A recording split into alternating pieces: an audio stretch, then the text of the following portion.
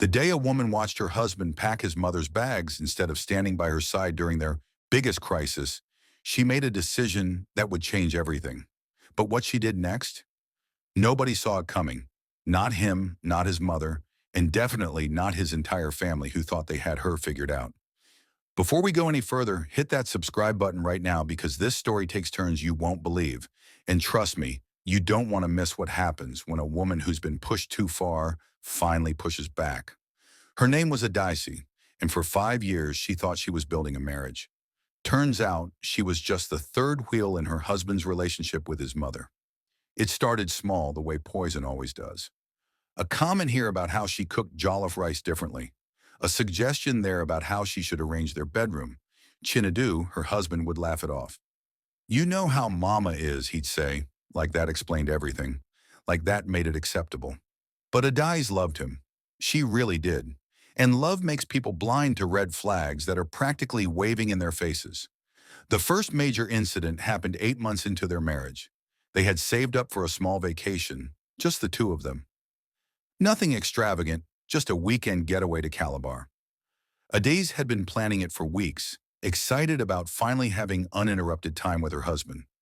3 days before they were supposed to leave, Mama called.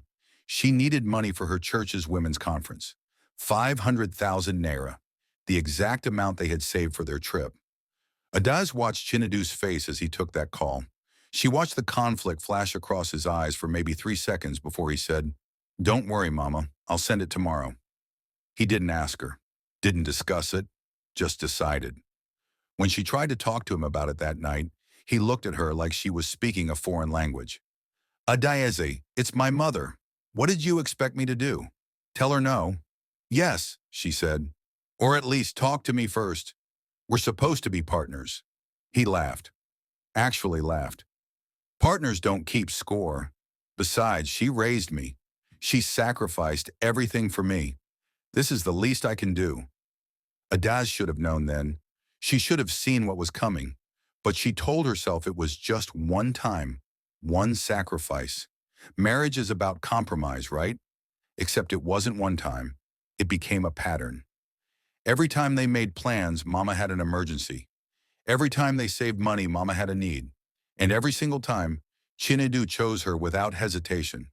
But Adaeze stayed quiet. She smiled. She played the good wife and dutiful daughter-in-law. She attended every family function, cooked for every visit, and swallowed every bitter comment with grace. Then came the promotion. After 3 years of working herself to exhaustion at the marketing firm, Adaeze finally got the breakthrough she'd been working toward. Senior account manager. It came with a substantial salary increase, and most importantly, validation that her hard work meant something. She was floating on air when she got home that evening. She'd even stopped to buy Chinadu's favorite suya and a bottle of wine to celebrate. When she walked through the door, she found him on the phone, and from his expression, she knew exactly who was on the other end. "Mama, I'll figure it out," he was saying. "Don't worry about it." Adaeze set down the suya and wine, her celebration mood evaporating like morning mist. When Chinadu ended the call, he turned to her with that look, that apologetic, guilty look that she'd come to recognize over the years. "Before you say anything," he started, "just hear me out." Adaeze waited, her arms crossed. "Mama's house needs repairs. The roof is leaking, and the rainy season is coming. She needs about 2 million naira to fix it properly." 2 million naira, Adaeze repeated slowly. "I know it's a lot, but she's my mother, Ada. I can't let her suffer." "And where exactly are we supposed to get 2 million naira from Chinadu?" He had the audacity to look hopeful. "Well, with your new promotion and salary increase, if we both contribute." That's when something inside Adaeze snapped. Not loudly, not dramatically. Just a quiet, final break, like a thread that had been pulled too tight for too long. "You want to use my promotion money to fix your mother's house." "Our money, Ada. What's mine is yours, what's yours is mine. That's marriage." "Really?" Adaeze's voice was dangerously calm. "Because when your mother needed 500,000 for her conference, that was our vacation money, but you didn't hesitate. When she needed money for her friend's daughter's wedding gift, that was the money we'd saved for our bedroom furniture, but you sent it anyway. When she wanted to expand her shop, that was the money we'd been saving for a car, but you gave it to her without blinking. So tell me, Chinedu, when has what's mine ever been ours? You're keeping score now? After everything I've told you about not keeping score? No, I'm just finally seeing the scoreboard. And guess what? I've been losing this entire time. The argument that followed was ugly. Chinedu accused her of being selfish, of not understanding family values, of being a bad wife. He said things that couldn't be unsaid, and Adaeze just stood there, taking it all in, realizing that this was who he'd always been. She'd just been too in love to see it. But here's where the story gets interesting, because what Adaeze did next wasn't what anyone expected. She didn't cry, she didn't yell back. She simply said, "Okay, okay." Chinedu looked confused. "Okay, you want the money for your mother's roof? Fine, let me think about it." The next morning, Adaeze woke up early, got dressed, and went to work. She smiled at her colleagues, accepted their congratulations on her promotion, and went about her day as if nothing had happened. When she got home that evening, she cooked dinner, served Chinedu, and they ate in tense silence. This went on for 3 days. Chinedu kept bringing up his mother's roof, and each time Adaeze would say, "I'm still thinking about it." On the fourth day, Adaeze did something she'd never done before. She went to visit Mama without telling Chinedu. She showed up at the family house in Enugu with a bag of provisions and her brightest smile. Mama was surprised but welcomed her in, that suspicious look in her eyes that was always there when Adaeze visited alone. They exchanged pleasantries over tea, and then Adaeze said, "Mama, Chinedu told me about your roof." Mama's eyes lit up. "Oh yes, my dear. It's been giving me so much trouble. Every time it rains, I have to put buckets everywhere. At my age, climbing up and down to empty buckets, it's too much." "I can imagine," Adaeze said sympathetically. "That's actually why I came. I wanted to see the damage for myself." Mama looked surprised but pleased. "You want to see it?" "Of course, Mama. If we're going to fix it, I should know exactly what we're dealing with, right?" They went outside and Adaeze looked up at the roof. She walked around the entire house, examining it from different angles, asking questions, taking photos on her phone. Mama followed her, explaining which parts leaked the worst. When they came back inside, Adaeze said, "Mama, can I ask you something?" "Of course, my daughter." "How much did the roofing contractor say it would cost?" "He said about 2 million naira for quality materials and good workmanship." Adaeze nodded slowly. "And you've gotten other quotes?" Mama hesitated. "Well, my pastor recommended this contractor. He's a church member, very reliable." "But you haven't gotten other quotes?" "The pastor's recommendation is good enough for me." Adaeze smiled. "Mama, I have a friend whose husband owns a roofing company. Very reputable. Been in business for 15 years. Would you mind if I asked him to come and give us a quote? Just so we can compare?" Mama looked uncertain, but Adaze's smile was so warm, so genuine, that she agreed. 2 days later, Adaeze brought her friend's husband to the house. He examined the roof thoroughly, took measurements, and calculated everything in front of them. His quote? 850,000 naira for excellent materials and professional work. Mama's face when she heard that number was something Adaeze would remember forever. "But the pastor's contractor said 2 million. The roofing expert shrugged. "Some people inflate prices when they know the money is coming from family abroad or from relatives who are doing well. They assume you won't question it. This roof needs work, yes, but 2 million is excessive unless you're changing the entire structure." Adaeze turned to Mama with that same warm smile. "So, Mama, should we go with the honest quote or the inflated one?" For the first time since Adaeze had known her, Mama looked uncomfortable. Let me talk to the pastor's contractor again. Maybe I misunderstood his quote." "That's a good idea, Mama. But here's what I'm going to do. I'm going to give you 850,000 naira for the roof. My friend's husband can start work next week." "But Mama," Adaze's voice remained sweet but firm, "this is the last time. The last time money meant for our home, for our future, for our plans goes anywhere else. Do you understand?" Mama started to protest, but something in Adaze's eyes stopped her. This wasn't the quiet, accommodating daughter-in-law she'd been pushing around for 5 years. This was someone different, someone who'd finally found her spine. When Adaeze got home that evening, Shinedu was waiting, practically bouncing with anxiety. Did you go to see my mother? She called me, said you visited. Yes, I did. And? The roof. It's handled. You're giving her the money? He looked relieved. I'm giving her 850,000 naira. That's what the roof actually costs, not the inflated 2 million naira her pastor's contractor was trying to squeeze from us. Chinedu's face went through several expressions: confusion, surprise, anger. You questioned my mother's contractor? No, I got a second opinion, like any smart person would when spending almost 1 million naira. You should try it sometime. Adaeze, you embarrassed my mother. No, Chinedu, I saved us 1.15 million naira. You're welcome. He sputtered, trying to find words, but Adaeze wasn't done. We need to talk. Sit down. Something in her tone made him obey. For 5 years, I've watched you give your mother everything she asked for without question. Your money, my money, our money. It all flows in one direction. But here's what's going to change.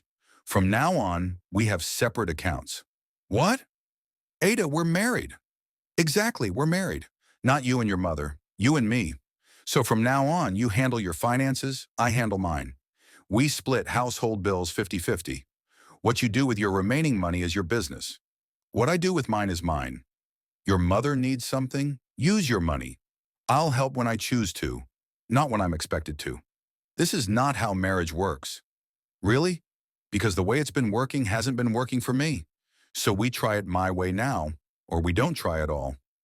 The ultimatum hung in the air like smoke. Chinedu looked at his wife like he was seeing her for the first time.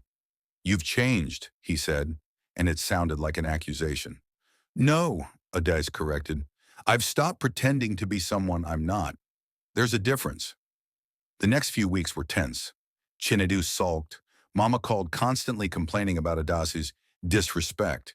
And the family WhatsApp group was buzzing with gossip about the wife who dared to question her husband's decisions. But Adaeze stood firm. She opened her own account, started saving aggressively, and began planning for a future that didn't involve financial martyrdom. Then something unexpected happened. Chinedu's younger sister, Chioma, called. Sister Adaeze, I need to talk to you. Can we meet? They met at a quiet restaurant, and Chioma got straight to the point. I heard what you did with Mama's roof situation. Adaeze braced herself for another lecture about family values. I want to say thank you. That was not what Adaeze expected.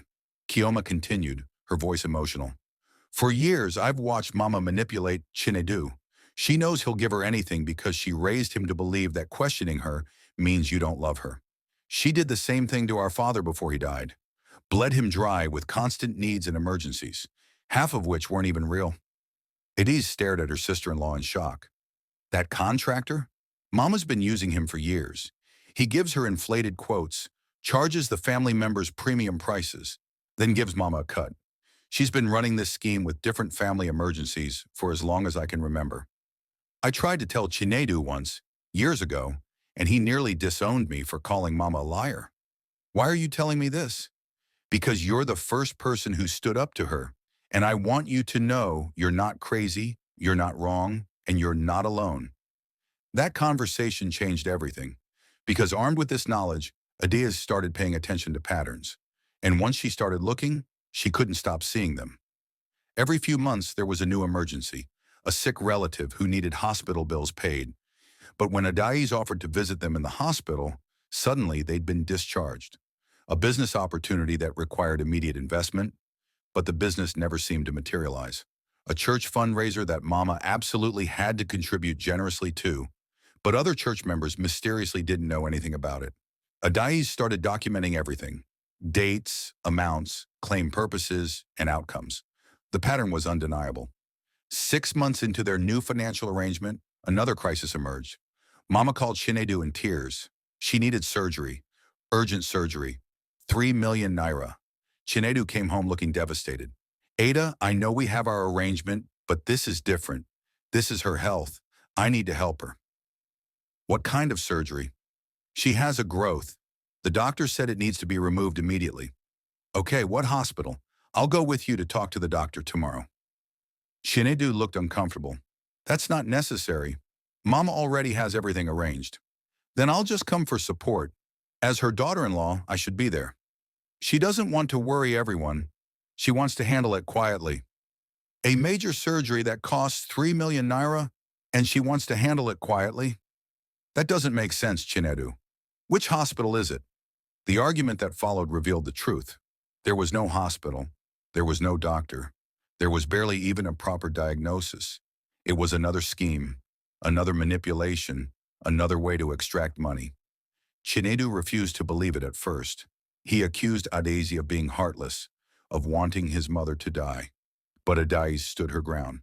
Fine, let's go to the hospital together. Let's talk to this doctor. If I'm wrong, I'll apologize and contribute to the surgery cost. But if there's no emergency, you need to open your eyes. They showed up at Mama's house unannounced the next morning. Mama was outside sweeping her compound, looking perfectly healthy. Mama, Chinedu said, his voice shaking, I brought Ada. We want to take you to the hospital. Talk to your doctor about the surgery. The expression that crossed Mama's face was something between panic and rage. She tried to laugh it off, claiming she'd been managing the pain with painkillers, that the appointment wasn't until next week, that they didn't need to make a fuss. But Adaeze was done playing games. Which hospital, Mama?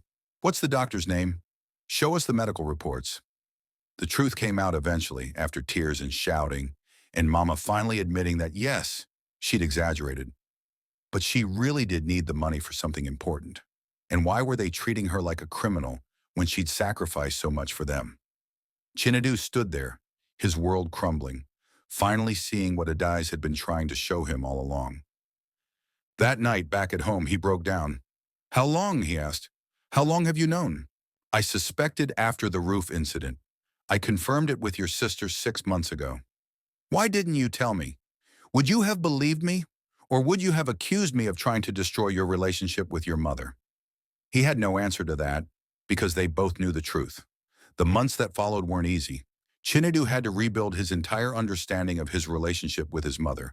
He had to confront her, set boundaries, and deal with the guilt she tried to heap on him for abandoning her. But something beautiful emerged from the wreckage. For the first time in their marriage, Chinedu started choosing Adaeze, not because she was making him, but because he finally understood what partnership actually meant. They went to counseling, they had hard conversations, they rebuilt their marriage from the ground up, this time on a foundation of honesty and mutual respect. Mama never fully accepted the new boundaries. She still tried to manipulate, still called with emergencies, still expected them to drop everything for her. But now Chinedu knew how to say no. He helped his mother when it was genuine need, not emotional blackmail. And the difference was like night and day. A year after the surgery incident, Adaeze got pregnant. When she told Chinedu, his first reaction wasn't to call his mother. It was to pull Adaeze into his arms and cry tears of joy with her. Just the two of them, in their moment. When they finally told Mama she wanted to move in to help with the baby, Chinedu, without hesitation, said, Thank you, Mama, but we'll be fine. We'll call you when we need help. The woman who once would have gotten whatever she wanted looked at her son in shock. But for the first time in their relationship, her shock didn't lead to guilt trips and emotional manipulation. Because Chinedu had finally learned that loving your mother doesn't mean losing yourself. On the day their daughter was born, as Adaeze held the tiny bundle in her arms, she looked at her husband and saw not the man who'd chosen his mother over her repeatedly, but the man who'd chosen to grow, to change, to become the partner she needed. What should we name her? Chinedu asked. Olubube, Adaeze said, God's gift.